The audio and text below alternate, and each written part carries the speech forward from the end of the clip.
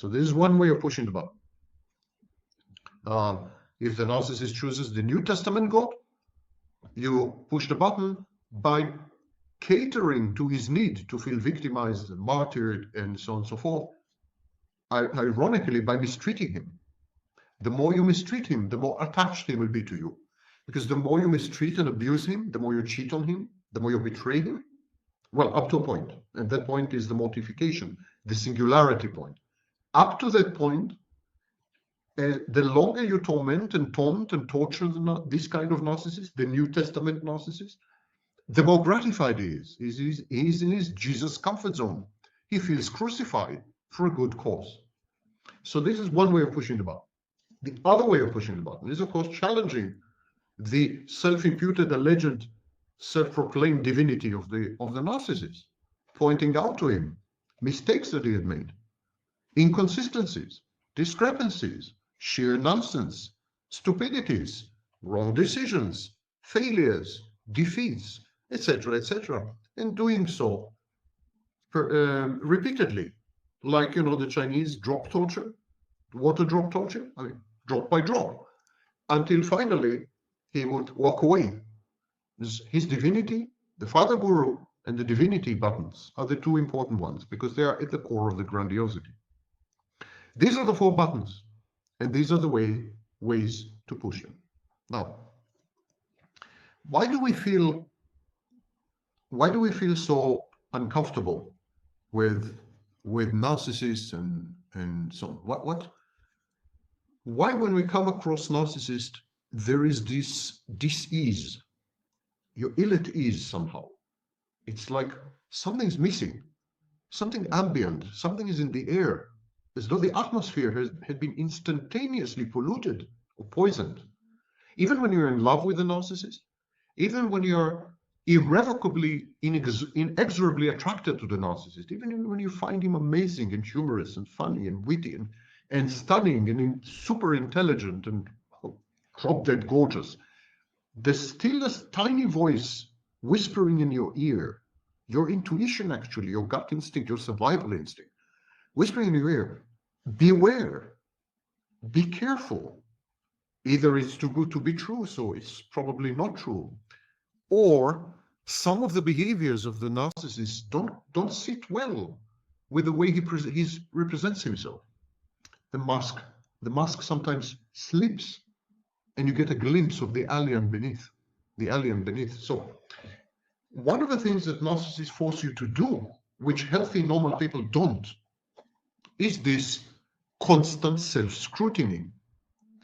When you're with a healthy, normal person, you don't keep asking yourself, is everything okay? What am I doing here? Why am I here? What's going to happen? What is this behavior? Why is he not behaving in a way that's, you know, I predicted? What's wrong with me? What's wrong with him? What's wrong with us? And so, I mean, this constant background dialogue or monologue, trying to make sense of your experience, as essentially a senseless, nonsensical experience, as Cleckley had observed in his masterpiece, Mask of Sanity. This is what psychopaths do. And many of the psychopaths that he described were later renamed borderlines and narcissists. So that's what psychopaths do. They discombobulate, they introduce chaos and madness and uncertainty and discomfort and wariness and hypervigilance and sensitivity into the situation. And you don't have this with normal and healthy people. On the one hand, it is precisely this, the fact that you have to be on your toes, you walk on eggshells. It's precisely this that heightens, amplifies, emphasizes the experience. Experience is like nothing else. It's like being 10 times more alive than normal. Everything falls into sharp relief. You know, when you're in an accident or when you suddenly get sick and taken to a hospital, everything falls into sharp relief. When there's a global calamity like assassination of JFK or 9/11, you remember every moment and every second. You remember erroneously, by the way, but doesn't matter. The memory is imprinted. The narcissist heightens your experience, colors it, brings you into an permanent excitatory state. You can't relax on the one hand, but on the other hand, you feel more alive than ever. And the reason the narcissist does this is because he's an agent of chaos. And he's an agent of chaos because he forces you to think. This is the book, Escapism by Yifu Tuan. Yifu Tuan.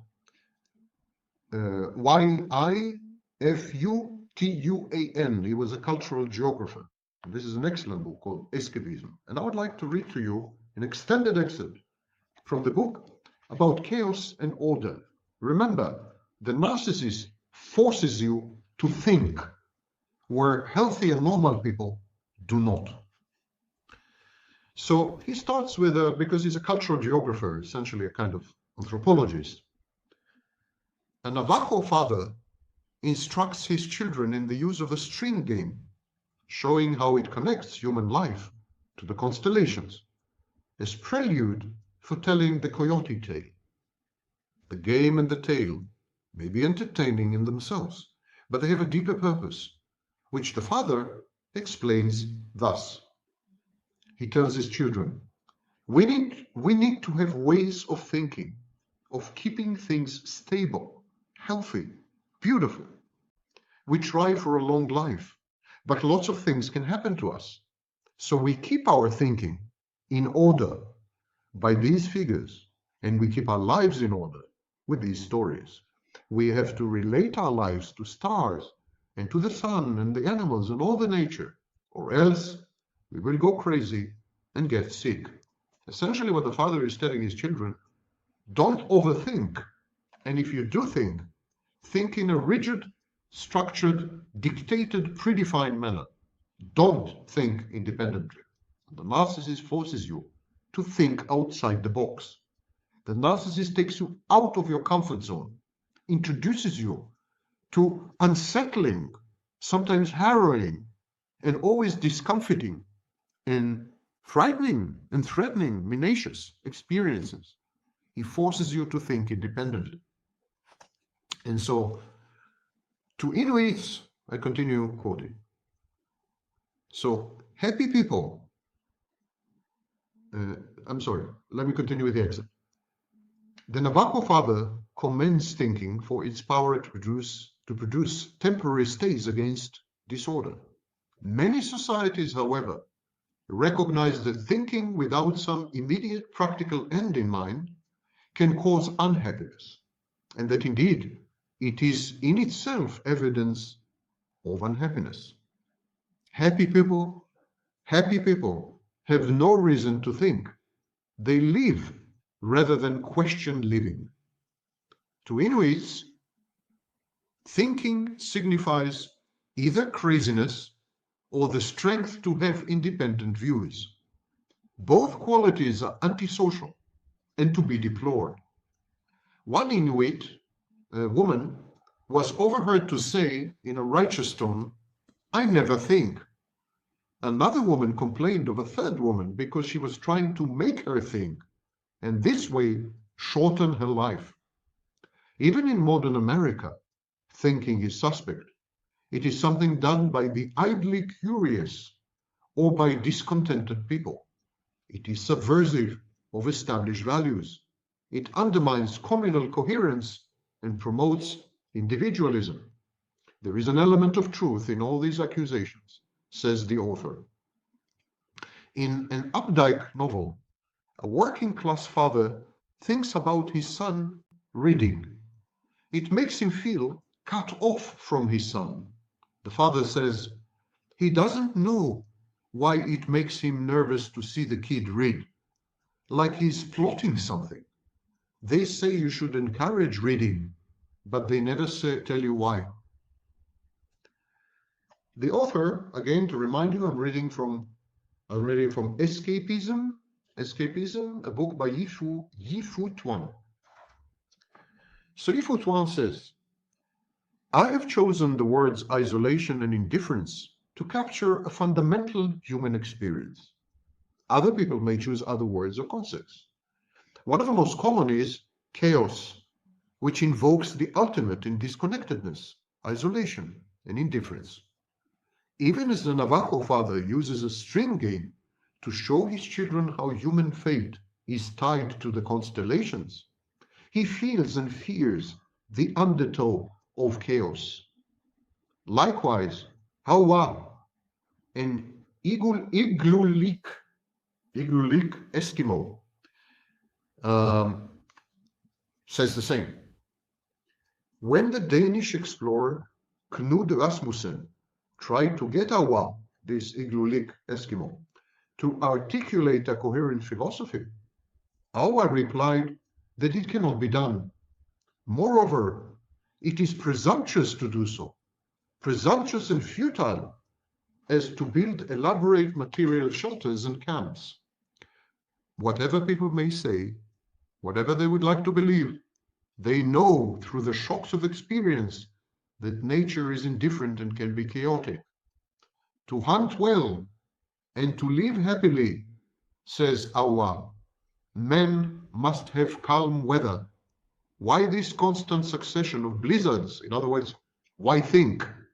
Thinking is a blizzard. You need calm weather to hunt well and live happily. And he says, why must people be ill and suffer pain by thinking? Personal misfortune seems to be quite unrelated to good or bad behavior. Here is this old sister of mine, says Awa. As far as anyone can see, she has done no evil. She has lived through a long life and given birth to healthy children. And now she must suffer before her days end. Why? Why? You see, says Awa to Rasmussen, you are equally unable to give any reason when we ask you why life is as it is. And so it must be. In a world so full of uncertainty, the Iglulik seek comfort in the rules they have inherited. To quote Awa again, and what he says is remarkably similar to the Navajo father, we do not know how, we cannot say why, but we keep those rules in order that we may live untroubled. Reflective individuals may be defined as those who suspect that the order and meaning they discern and strive hard to maintain are little more than a measure of their desperation. Awa was such an individual. Another, also in Iglulik, was Okutago. Okutago aspired to become a shaman, but changed his mind during the period of training. To his kinsmen, he said that he was not good enough. To the friendly outsider Knud Rasmussen, he explained that the real reason was that he had come to doubt his master's claims to reading the signs of nature and to establish contact with helpful spirits. He saw such claims as lies and humbug, well-meaning perhaps, but manufactured to provide reassurance to a timid people.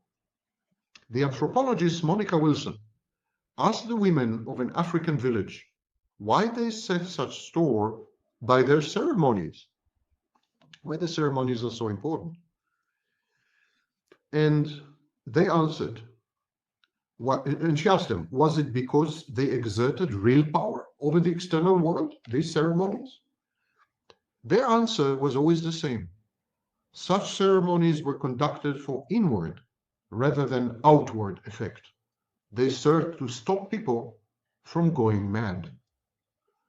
I'm reminded of, says the author, I'm reminded of W.H. Auden's gloomy poem, Death's Echo, in which he says, echoing the ancient Greeks, that not to be born may well be the best, but there is always a second best, which is formal order, the dancer's pattern.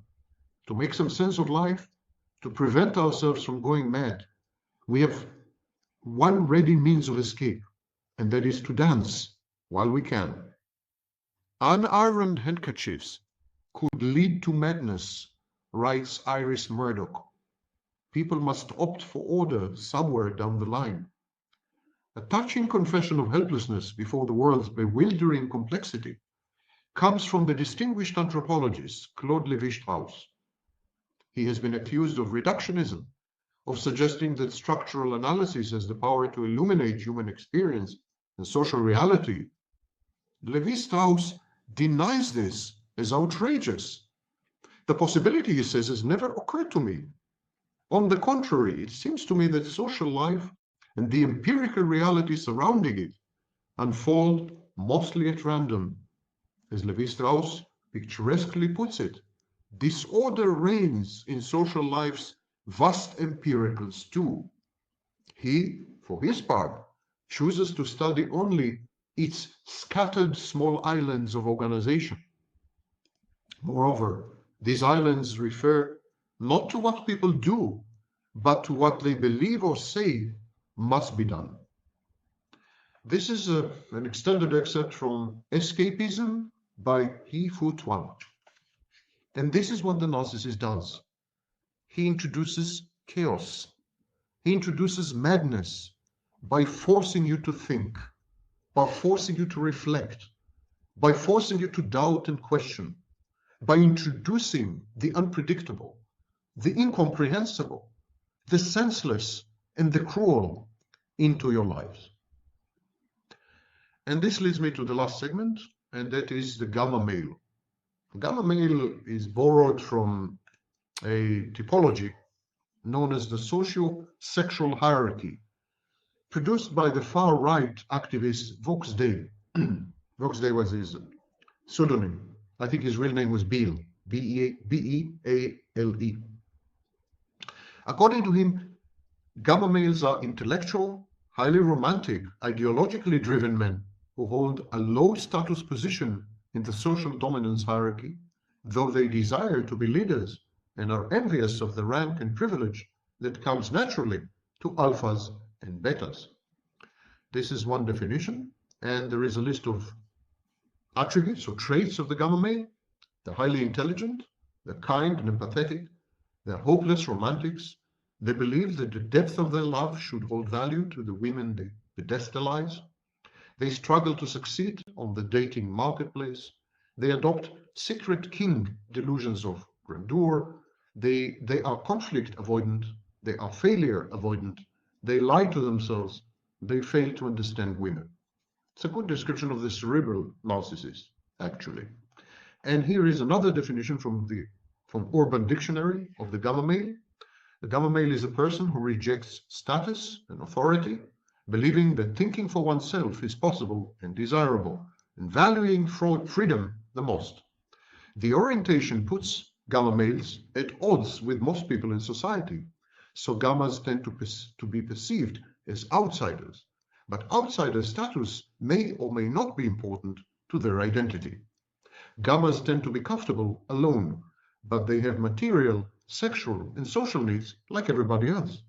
Their attitudes towards society tend to alternate between disdain for the herd, the betas, and their cattle ranchers, the alphas, and a struggle to just accept people as they are and give up bitterness. Often they find a small group of other gammas and proud betas to hang out with. In relations with strong alphas, the outcome is usually mutual dislike that sometimes develops into grudging respect. In sexual relationships, they can be clingy towards the few people they can relate to, use those they don't respect, or be very detached if they have found happiness in their personal pursuits. Socially, gammas are usually nice, but they can turn vicious if their personal space is threatened. They reject prevailing morality and can be extremely cynical and manipulative, or else find their own way, often drifting towards quasi-Buddhistic worldview. Gammas tend to derive satisfaction from their private sense of awe, beauty, and mystery, rather than social acceptance of material things. The ability to find satisfaction in these things is often what keeps them going while being misfits in society. And that's a good description of the schizoid narcissist. So schizoid cerebral narcissists are probably what these people call gamma males. Gamma males is not a clinical entity, nor is it accepted in academia, but it's an interesting classificatory system, and gamma males correspond very closely to schizoid cerebral narcissists. I hope you enjoyed the tour and the Vaknin horror show, and I invite you to the next episode if you're still alive.